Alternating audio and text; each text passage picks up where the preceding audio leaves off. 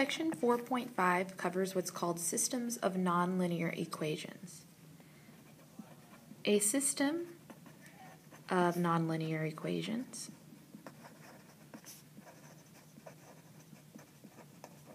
is defined as two or more equations, like a normal system, which one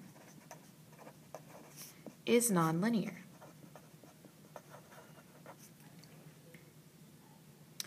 Now, when we're talking about linear and nonlinear, we're literally talking about lines and curves. Linear, nonlinear. Linear, nonlinear. So, for example, a system of nonlinear equations can look like the following.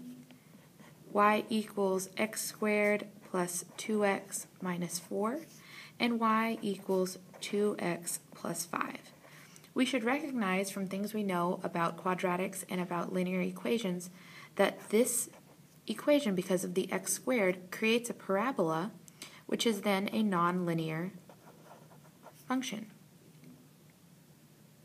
The second one is written in y equals mx plus b form, which you should recognize as a linear or a straight line function.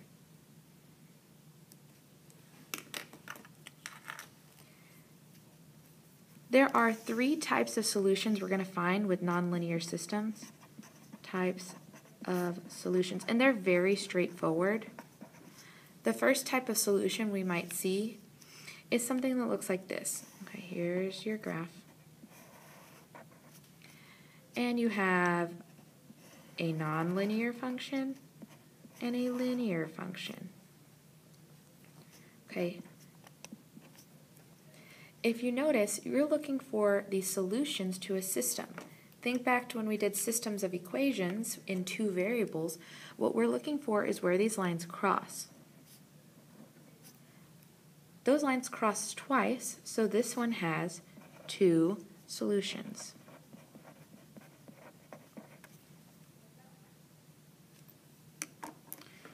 The second type of solution you might see is something of the following. Here's our x and y axis. Let's say I have the linear equation that's positive, and I have a nonlinear equation that goes like that. If we're looking for the solution to a system, we're looking to how many times they cross. And how many times do these two functions cross? Only once. So how many solutions does it have? One solution. I'm sure you can guess the third type of solution that this has, but here we go anyways. Here's your x and y axis.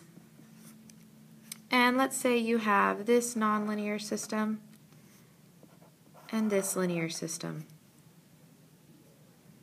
How many times do those two lines cross? Obviously they do not cross, so this has no solution.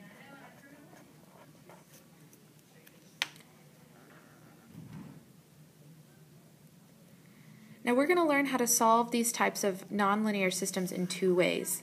The first way is to solve by graphing.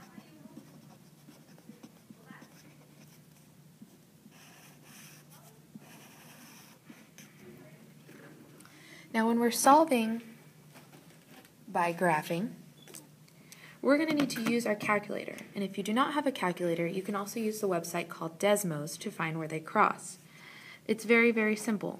Let's say you're given the system y equals x squared minus 2x minus 1 and y equals negative 2x minus 1. You would put both of these equations into your calculator. You'd put the first one in y1, you'd put the second one in y2.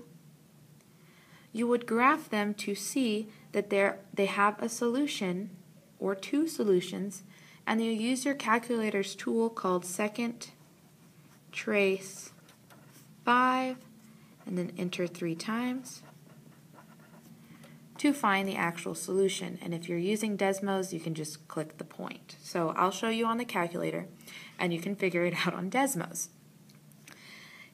I would use my calculator to type in those two equations. This is x squared minus 2x minus 1 and negative 2x minus 1.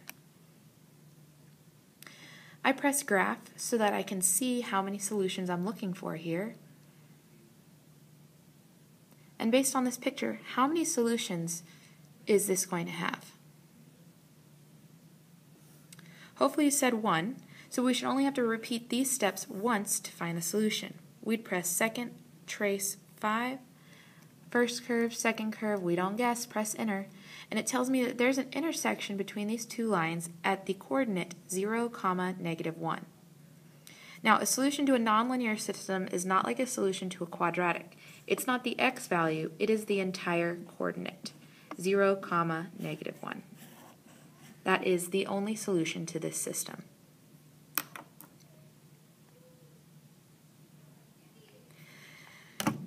The second example you're going to try on your own.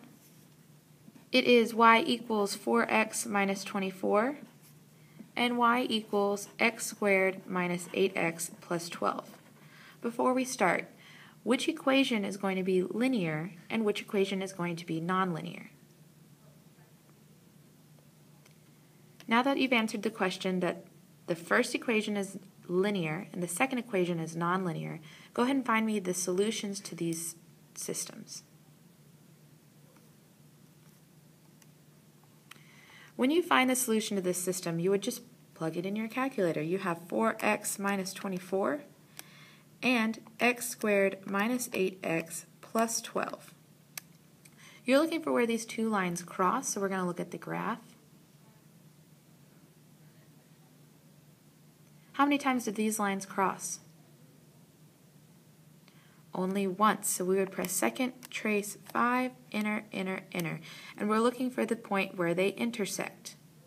Now, if you notice, your calculator will sometimes give you ugly answers like this. The first one is a very small decimal, but it is close to the number 6. For the y value, this looks real ugly, but do you see this e right here? That means error. It's like asking you to use scientific notation. This is 4.18 times 10 to the negative 6th power. And if you think back to scientific notation, that's moving the decimal this direction, which thus makes this a very, very small decimal, like 0.0000418. And that's close enough to 0 that we know our calculator is trying to tell us 0. The only solution to this system is 6, 0.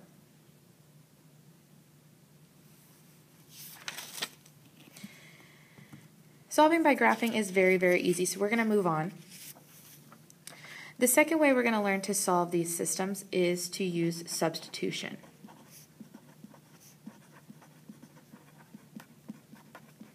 Now, it's similar to when we did substitution in Chapter 2, but you're only going to have two variables, so it's much easier.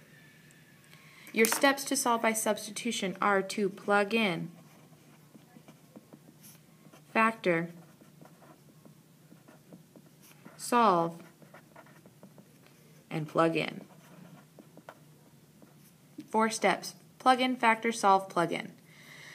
The first question we're going to do is going to ask you to solve the system y equal to negative 16x squared plus 30x and y equals x. Now, if we're going to solve this by graphing, you already know how to do that, but when you're asked to solve it by substitution, all that you would do is substitute for what you know.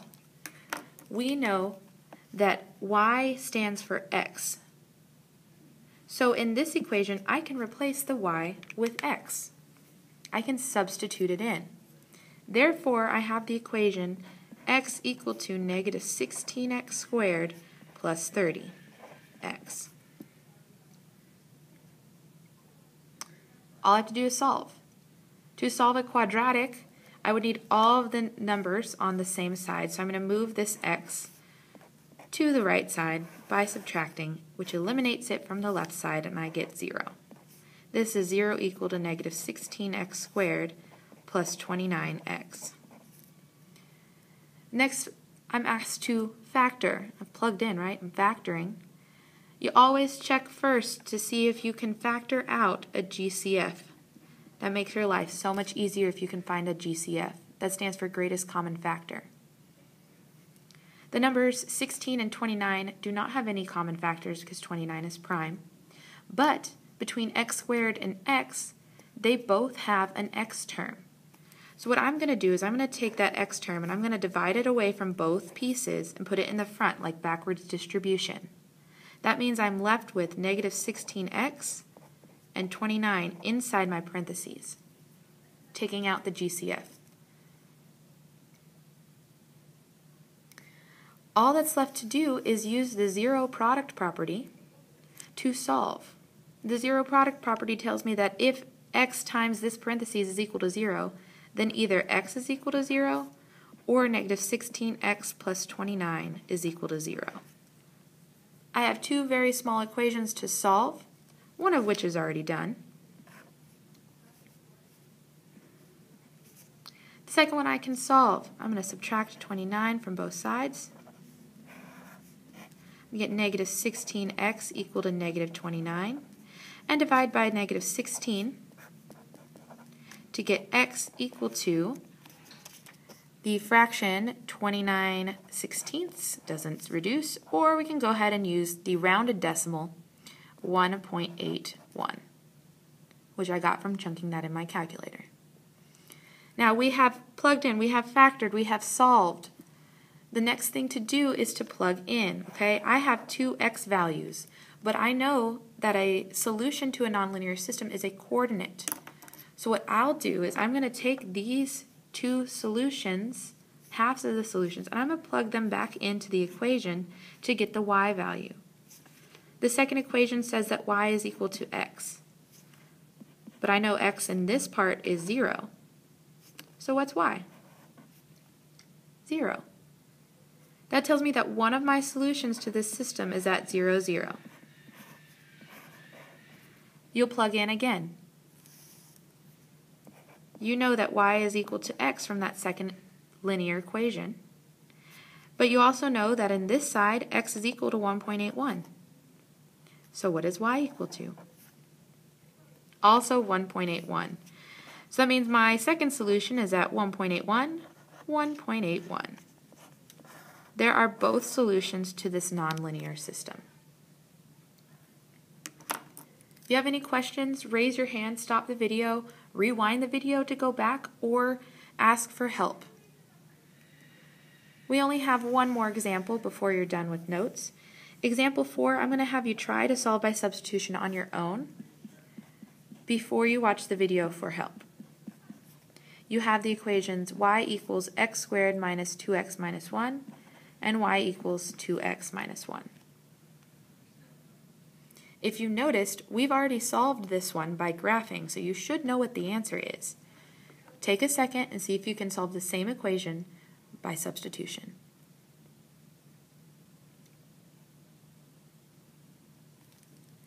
If we're setting this up to solve by substitution, I would recognize that this is solved for y, which means I can plug it in for that y value in the first equation, which creates a new combined equation of negative 2x minus 1 equal to x squared minus 2x minus 1.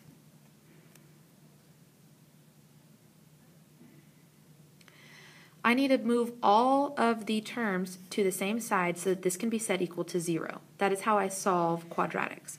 So I'm going to add 2x to both sides. It would eliminate from the left, and it eliminates from the right. That leaves me with negative 1 equal to x squared minus 1. I would also add 1 to both sides. It eliminates again. This gives me 0 equal to x squared. Now, the inverse operation of x squared is to square root. So I'm going to square root both sides. And I have to remember that when I put a square root on an equation, you also have to include the plus or minus sign. At this point, we have an equation that reads plus or minus square root of 0 is equal to x. This is when you'd break it apart, but you should be noticing that x equal to positive square root of 0 and x equal to negative square root of 0 is actually the same thing. Square root of 0 is 0, so you cannot have a negative 0. doesn't make any sense. So you would know that the only part of the solution from the x values here is 1, x equals 0. We have plugged in, we have factored, we have solved. The last step is to plug it back into the equation.